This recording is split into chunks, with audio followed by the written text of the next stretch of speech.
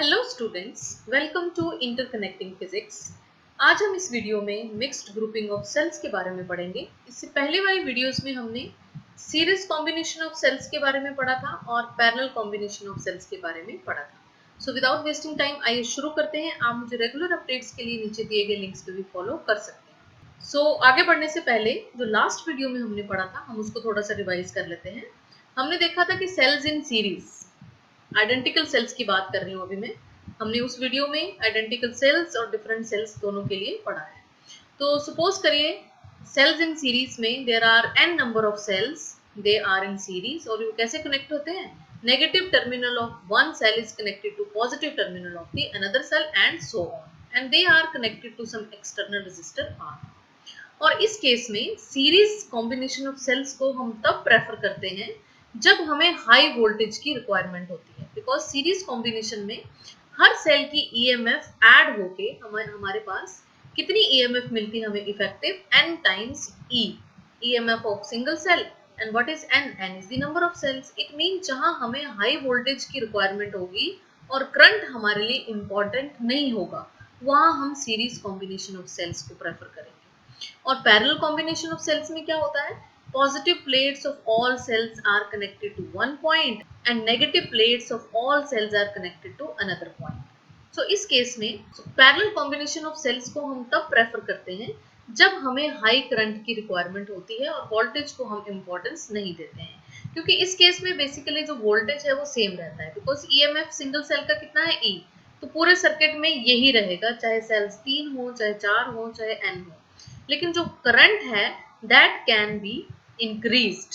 सो अगर हमें high current की रिक्वायरमेंट होगी तो हम पैरेलल कॉम्बिनेशन ऑफ सेल्स को प्रेफर करेंगे। तो चलिए, advantage of cells connected in series. जब सेल्स जो है वो सीरीज में कनेक्टेड होते हैं तो एडवांटेज क्या है? देखिए, अभी मैंने आपको कहा कि एडवांटेज यही है सीरीज कॉम्बिनेशन का कि जब हमें लार्ज वोल्टेज की रिक्वायरमेंट होती है तो हम सेल्स को सीरीज में लगाते हैं। चलिए एक एग्जांपल के साथ समझ लेते हैं। सपोज करिए हमारे पास एक सेल है और उस सेल की वोल्टेज है 6 वोल्ट, और ऐसे हमने दो सेल्स जो हैं वो कैसे लगाए हैं? सीरीज में लगाए हैं, और हर सेल कितना करंट देता है? 12 एम्पियर पर आवर। तो अगर ऐसे सेल्स को हम सीरीज में लगाएंगे तो क्या होगा? क्या होता है? इफेक्टिव ईएमएफ बेसिकली क्या होती है? n times e। तो अभी हमारे पास कितने सेल्स हैं? 2, और वोल्टेज कितना है हर सेल का? 6। तो हमारे पास जो टोटल वोल्टेज होगी वो कितनी हो जाएगी? 12 वोल्ट्स। सो मींस इस केस में हमें वोल्टेज ज्यादा मिलेगी। और देखिए डिसएडवांटेज क्या है सेल्स कनेक्टेड इन सीरीज का? डिसएडवांटेज ये है कि सारे सेल्स जो हैं जब सीरीज में कनेक्ट होते हैं, अगर उसमें से एक कंपोनेंट भी खराब हो जाए, एक सेल भी अगर वर्किंग करना बंद कर दे, तो सारा का सारा सर्किट जो है वो बंद हो जाता है। ये इसकी बिगेस्ट एक डिसएडवांटेज है। और नंबर 2 जो एग्जांपल है, because there are more component in series circuit, और आपको पता है सीरीज में जो इंटरनल रेजिस्टेंस ऑफ सेल्स है वो ऐड हो जाती है। तो इंटरनल रेजिस्टेंस ऐड होने से हमें एक बहुत ज्यादा रेजिस्टेंस मिलती है, जिससे कि सर्किट हीट अप हो जाता है। ये भी एक डिसएडवांटेज है सेल्स कनेक्टेड इन सीरीज। अब देखिए सेल्स जब हम पैरेलल में कनेक्ट करते हैं, सॉरी यहाँ पे क्या होगा? Parallel. So advantage of cells connected in parallel में क्या है? देखिए फिर से हम एग्जांपल लेते हैं। सपोज करिए एक सेल है, उसका जो वोल्टेज है वो है 6 वोल्ट, ठीक है, और ऐसे दो सेल्स हमने जो है वो कनेक्ट किए हैं पैरेलल कॉम्बिनेशन ऐसे, ठीक है। अब देखिए इसका 6 वोल्ट, इसका 6 वोल्ट। अब क्या होगा? इस केस में वोल्टेज तो सेम रहेगा, लेकिन हर सेल कितना करंट दे रहा है? 12 एम्पियर फॉर 1 आवर। तो इस केस में बेसिकली हमें कितना मिलेगा करंट? करंट तो उतना ही मिलेगा 12 एम्पियर, बट उसकी जो लाइफ टाइम है वो इंक्रीज हो जाएगी। मींस हमें पहले जो 1 घंटे के लिए मिल रहा था 12 एम्पियर करंट, अब हमें 2 घंटे के लिए 12 एम्पियर करंट मिलेगा। मींस लाइफ टाइम जो है वो बैटरी का इंक्रीज हो जाएगा, बिकॉज सेल्स को जब पैरेलल में लगाएंगे तो number of cells is called as battery, तो बैटरी का लाइफ टाइम इंक्रीज हो जाएगा। तो ये थे एडवांटेज और डिसएडवांटेज। अब देखिए, अब मिक्स्ड ग्रुपिंग ऑफ सेल्स करते हैं हम, जो आज का हमारा मेन टॉपिक है। तो मिक्स्ड ग्रुपिंग को हम मिक्स्ड कॉम्बिनेशन भी कहते हैं, और इस सर्किट में क्या होता है? बोथ सीरीज और parallel combination means cells series में भी होते हैं और सेल्स जो है वो पैरेलल में भी होते हैं। अब देखिए सपोज करिए हमारे पास कितने सेल्स हैं, n, capital N number of cells हैं हमारे पास। और कैसे हैं देखिए, इसमें रोज हैं, सपोज करिए इसमें m रोज हैं, m जैसे 1 row, second row up to so on m rows. और हर रो में कितने सेल्स हैं, n सेल्स। जैसे ये जो रो नंबर 1 है इसमें कितने सेल्स हैं, n, और ऐसी कितनी रोज हैं, m। तो मीन्स टोटल सेल्स कितने होंगे, m into n equal to capital N। ठीक है, मान लीजिए कि एक रो में हमारे पास 10 सेल है, ठीक है, n कितना है 10, और हमारे पास कितनी रोज हैं, मान लेते हैं 8। ऐसे ही हमारे पास 8 रोज हैं, 1 2 3 4 5 6 7 8। It means total number of cells कितने हुए, m into n that is 8 into 10 which is equal to 8। मीन्स हमारे पास 80 सेल्स। ठीक है, तो कैसा कॉम्बिनेशन होता है ये, let us consider n identical cells. हम यहाँ पे आइडेंटिकल सेल्स ले रहे हैं, ईच ऑफ EMF E, हर सेल की EMF E है और इंटरनल रेजिस्टेंस स्मॉल r है, and they are connected in group, means group बन गया m और n का, with n cells in series, series में n सेल्स। ठीक है, और ऐसे सेल्स की हमारे पास कितनी रो होंगी, m such rows are connected in parallel. Mean ये जो रोज हैं ये आपस में जैसे 1 row, second row, third row up to so on m rows, ये कैसी होंगी, पैरेलल में कनेक्ट होंगी across an external resistance capital R। तो इस तरीके से मिक्स्ड कॉम्बिनेशन बनेगा। अब देखिए total EMF of n cells connected in series in each. हम सबसे पहले क्या करते हैं, EMF निकाल लेते हैं, हर जो सीरीज में कनेक्ट है सेल उनकी EMF निकाल लेते हैं। ठीक है, अब हम क्या करते हैं, EMF निकाल लेते हैं पहले एक रो में। अब देखिए एक रो में कितने सेल्स हैं, n सेल्स हैं, और हमें पता है जब सीरीज में सेल्स होते हैं तो EMF ऐड हो जाती है। तो कितनी बनेगी देखिए, E plus E up to so on plus n times, है ना। तो कितना बनेगा, NE। मीन्स हर सीरीज में हमारे पास जो इफेक्टिव EMF है वो कितना होगा, NE। यहाँ भी कितना होगा, NE up to so on कितना होगा, NE। ठीक है, अब ये सारा कॉम्बिनेशन जो क्या होगा, ये पैरेलल में हो गया between point A and B। अगर हम देखें तो ये पैरेलल में होगा।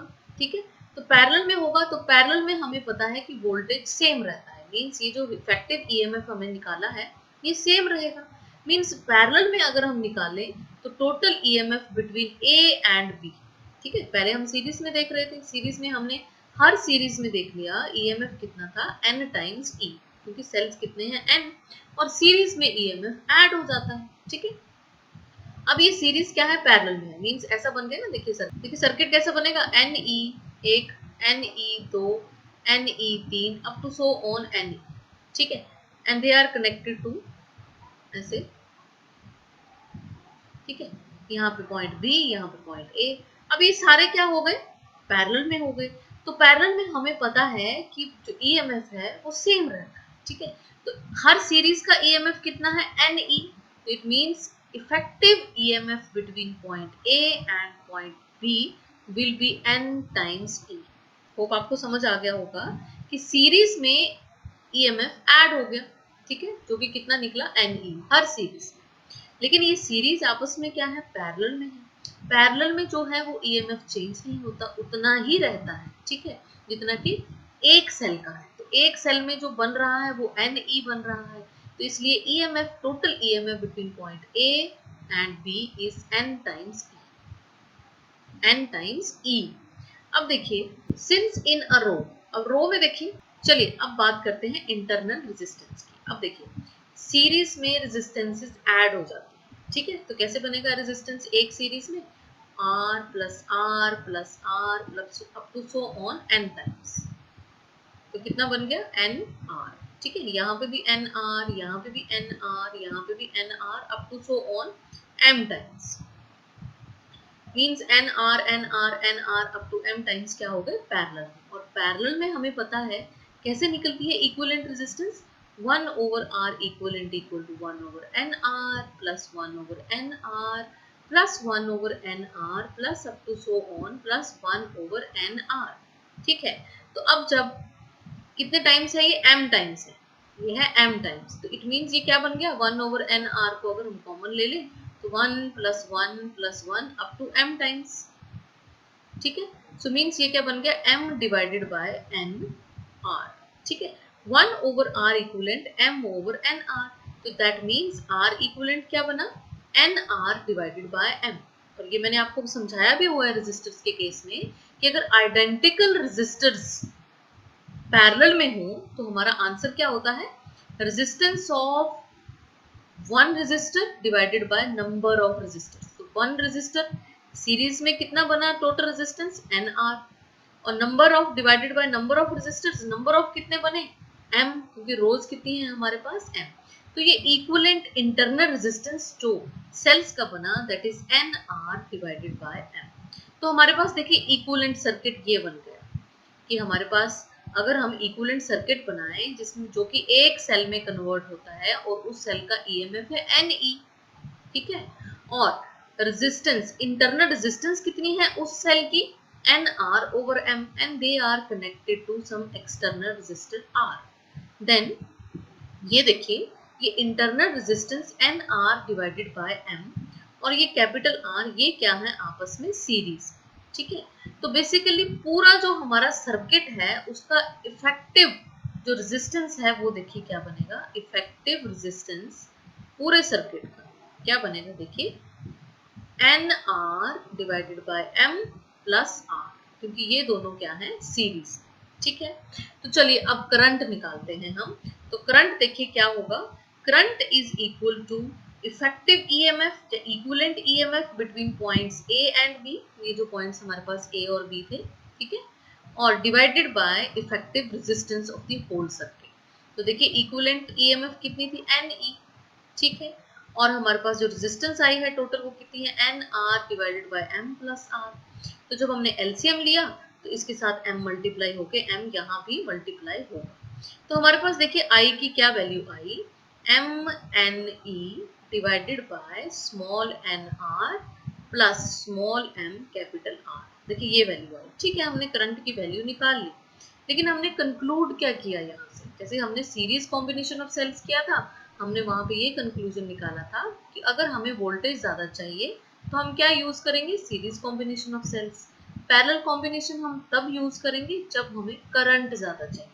लेकिन यहाँ पे हमने करंट निकाल लिया, अब हमें यहाँ से मिला क्या, अब देखिए यहाँ पे बेसिकली ये देखना है हमें कि हमें करंट मैक्सिमम कब मिलेगा, हमें मैक्सिमम करंट कब मिलेगा। देखिए मैक्सिमम करंट कब मिलेगा, जब ये चीज मिनिमम होगी, ठीक है। अब ये चीज तो बड़ी है, देखिए m multiplied by n means total number of cells है ये, m इंटू n क्या है, टोटल नंबर ऑफ सेल्स, उसके साथ ईएमएफ मल्टीप्लाई हो रही है एक सेल की, मीन्स ये क्वांटिटी तो जो है वो बड़ी है, ठीक है, इसका तो क्लियर हो गया।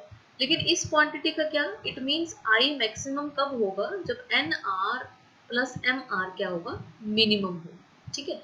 यहाँ से ये तो पता चलता है कि ये जो है एम एन ई ये क्वांटिटी बड़ी है, इट मीन्स करंट इंक्रीज ही होगा, ठीक है।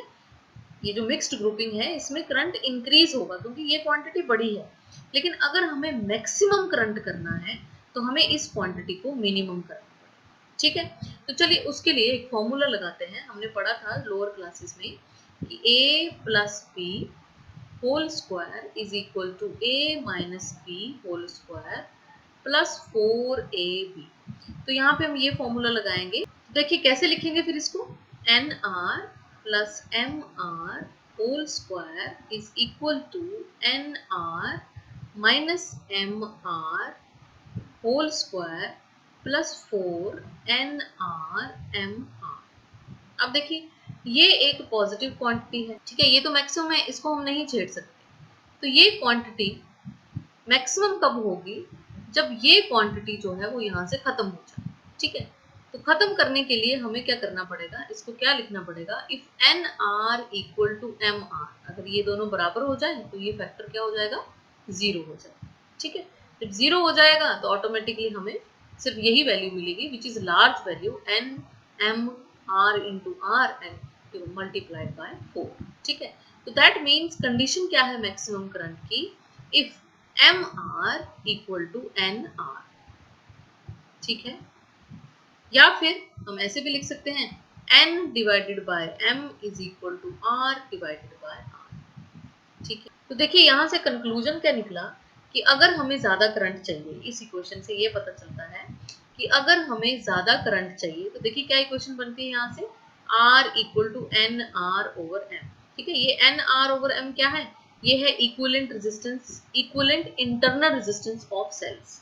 मीन्स करंट ज्यादा तब ही होगा सर्किट में, मैक्सिमम करंट तब फ्लो करेगा सर्किट में जब एक्सटर्नल रेजिस्टेंस हो जाए किसके इक्वल, equivalent internal resistance of the cells, ठीक है। चलिए एक एग्जांपल करते हैं, उसके साथ इसको पूरी तरह से क्लियर करते हैं। सपोज करिए एक सर्किट है जिसमें एक्सटर्नल रेजिस्टेंस 2 ओम है, internal resistance of the battery is 8 ओम, ठीक है। बैटरी मीन्स सेल्स को हमने कंबाइन कर दिया, ठीक है। अब देखिए बैटरी दिया है ना यहाँ पे, मीन सेल्स कंबाइन हो के 8 ओम बना रहे हैं, उसका जो इंटरनल रेजिस्टेंस है वो 8 ओम है, and we have total 100 cells. So how should we divide the cells in rows and columns to have maximum current? अब देखिए 100 सेल की बैटरी है लेकिन हमें ये नहीं पता है कि m कैसे होंगे, n कैसे होंगे, कितने कॉलम्स कितने रोज।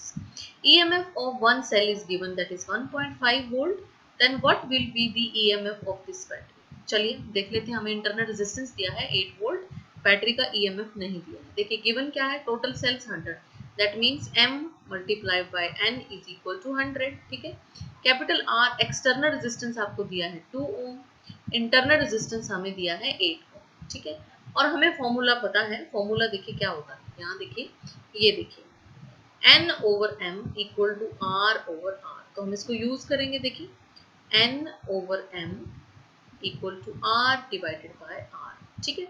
n लिख लेते हैं एज सच, m कितना बनेगा, देखिए m will be 100 divided bye n, अगर क्रॉस मल्टीप्लाई करें तो 100 डिवाइडेड बाय n, r कितना है 2 और small r is 8, so answer is 1/4, और यहाँ से क्या बनेगा n square divided by 100 which is 1/4, n square is 100 divided bye 4 which is 25, and n square equal to 5 square, so answer is n equal to 5. That means हमें पता चल गया कि एक जो रो होगी उसमें n सेल्स होंगे, ठीक है। अब m का भी पता चल जाएगा, देखिए m क्या है 100 डिवाइडेड बाय n, तो 100 divided by 5 is equal to 20, that means 20 जो है वो क्या होंगी, रोज होंगी, और हर रो में कितने सेल्स होंगे, 5 सेल्स।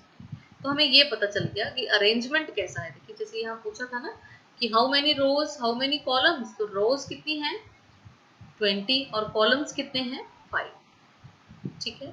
इक्विवेलेंट ईएमएफ हमें पूछा है, तो E equivalent equal to n times E, है ना, पता है हमें, ये देखिए हमने निकाला था यहाँ पे E equivalent is n times E, n पता चल गया हमें, n कितना है 5, so answer is E equivalent equal to 5 into 1.5 which is 7.5 volt। तो इस तरीके से हम क्वेश्चन को सॉल्व कर सकते हैं, ठीक है। अब आगे देखिए, अ स्टार्टर ऑफ कार, कोई कार है, उसका जो स्टार्टर है, जब स्टार्ट होती है ना कार, जब हम स्टार्ट करते हैं तो बेसिकली कैसे स्टार्ट होती है कार, बैटरी से, ठीक है। अब देखिए starter of car requires 12 volt battery, 12 volt battery का कितना वोल्टेज चाहिए 12 वोल्ट, और करंट कितना चाहिए उस बैटरी का 10 ampere. The EMF of each cell is 1.5 volt, external resistance is 0.2 ohm, resistance of one cell is 1 ohm, जो cells हैं हमारे पास, ठीक है, उनका resistance, internal resistance 1 ohm। How many cells are required to make the battery and what will be the arrangement of the battery? Means पहले तो कितने sales चाहिए और उनका अरेंजमेंट कितना होगा, n कितना होगा, m कितना होगा। किसी जैसे सपोज करिए किसी कार बनाने वाली कंपनी ने कार बनानी, ठीक है, ठीक है, कार बन गई है, लेकिन अब जो है उसने मीटर लगा के देखा कि जो स्टार्टर, जब स्टार्ट हम करते हैं कार को, तो स्टार्टर को कितना वोल्टेज चाहिए 12 वोल्ट, और उस वोल्ट पे करंट कितना चाहिए 10 एम्पियर, ठीक है। तो उसने ये बातें नोट कर ली, उन्हें एक्सटर्नल रेजिस्टेंस भी देख लिया कितना है 0.2 ओम, ठीक है। इसलिए उसने बैटरी बनाने वाले को बैटरी बनाने को दे दी कि भाई मुझे 12 वोल्ट जो है वो बैटरी का वोल्टेज चाहिए, सो दैट कि कार स्टार्ट हो सके और उसमें से करंट कितना चाहिए 10 एम्पियर और एक्सटर्नल रेजिस्टेंस मैंने नोट कर ली है विच इज 0.2 ओम। तो तुम्हें क्या बनानी है, एक बैटरी बनानी है। तो बैटरी बनाने वाला देखिए बैटरी कैसे बनाएगा, ये है basically mixed grouping of cells का बेसिक यूज। ठीक है, अब देखिए ई इक्विवेलेंट हमें दिया है 12 वोल्ट। ठीक है, क्योंकि बैटरी चाहिए ना, अभी बैटरी से हमें कितना वोल्टेज चाहिए उसने मीटर लगा के देखा है, अभी उसने बैटरी नहीं बनाई। ठीक है, तो EMF of each cell 1.5 volt, external resistance 0.2 ohm, internal resistance 1 ohm। ठीक है, तो as we know that equivalent resistance क्या होती है mixed grouping में, N into E। ठीक है, तो E कितना है 1.5, लेकिन N का हमें पता नहीं है। ठीक है, तो यहाँ से हम N निकाल सकते हैं। ये देखिए E equivalent divided by E कितना है, E equivalent 12 वोल्ट, E कितना है 1.5, सो आंसर इज 8। तो N कितना आ गया 8। ठीक है, चलो बैटरी बनाने वाले को इतना पता चल गया कि हर रो में वो कितने सेल्स लगाने जा रहा है, 8। ठीक है, अब देखिए current of the mixed grouping हमें पता है कितना होता है, MNE divided by NR plus MR। Current हमें दिया हुआ है 10 एम्पियर, हमने लिख लिया। M हमने निकालना है, N कितना है हमने निकाला 8। EMF of single cell is 1.5, again 8, internal resistance 1 ohm plus M into external resistance 0.2 ohm. ठीक है, इंटरनल रेजिस्टेंस है that is 1 ohm and external resistance is 0.2 ohm. ठीक है, तो चलिए कैलकुलेट करते हैं। 15 इंटू 1.5 इंटू 8 हमने अभी किया, यहाँ पे कितना होता है 12 वोल्ट होता है। M इज नंबर ऑफ रोज। ठीक है, 8 इंटू 1 इज 8 एंड 0.2। चलिए क्रॉस मल्टीप्लाई करते हैं, 10 into 8 80, 10 into 0.2 2 and equal to 12M। Okay, so 12M minus 2M is 10M equal to 80। तो मीन्स रोज भी कितनी होंगी, 8 होंगी। ठीक है, तो इट मीन्स हमें ये पता चल गया कि सेल्स कितने होंगे। देखिए how many cells are required, M into N which is 8 into 8 that is 64 sales. और कैसे अरेंज होंगे, देखिए अरेंजमेंट ये होगा, 8 रोज होंगी, हर रो में कितने सेल्स होंगे, 8। तो इस तरीके से जो बैटरी बनाने वाला है वो अकॉर्डिंग टू डिमांड जो है वो बैटरी बना सकता है। चलिए एक और क्वेश्चन कर लेते हैं सिंपल सा। बैटरी ऑफ EMF 10 वोल्ट, कितना दिया है EMF बैटरी का दिया है आपको, इट मीन्स आपको E इक्विवेलेंट दिया है 10 वोल्ट, इंटरनल रेजिस्टेंस दिया है 3 ohm, if current in the circuit I दिया है 0.5 ampere, what is the resistance of the resistor. अब देखिए according to Ohm's law current circuit में कितना फ्लो करता है। ठीक है, देख लेते हैं, E over R plus R। ठीक है, according to Ohm's law EMF divided by total resistance of the circuit which is R plus R. What is EMF, which is 10. What is capital R? Capital R we have to calculate. Okay, R plus 3. Okay, so let us cross multiply. This is also 0.5 which is 10 divided by R plus 3. So R plus 3 equal to 10 divided by 0.5 which is 20. Okay, because 100 divided by 5 is 20. So R is 20 minus 3 which is 17 ohm. Okay, so what is terminal voltage of the battery when circuit is closed? Terminal voltage बहुत आसान है, which is I into R. ठीक है, what is I 0.5, what is R 17 ohm, अभी calculate किया। So answer will be 8.5 volt। तो देखिए बच्चों ये था series combination of cells, parallel combination of cells and mixed grouping of cells. तो ये टॉपिक हमारा यहाँ पे खत्म होता है। नेक्स्ट वीडियो में हम किरचॉफ लॉज के साथ मिलेंगे। तब तक के लिए थैंक यू वेरी मच। अगर आपको PDF नोट्स की ज़रूरत है आप मुझे कमेंट सेक्शन में लिख सकते हैं या फिर आप मुझे टेलीग्राम पे भी फॉलो कर सकते हैं। So don't forget to like, share and subscribe. Stay happy, stay healthy.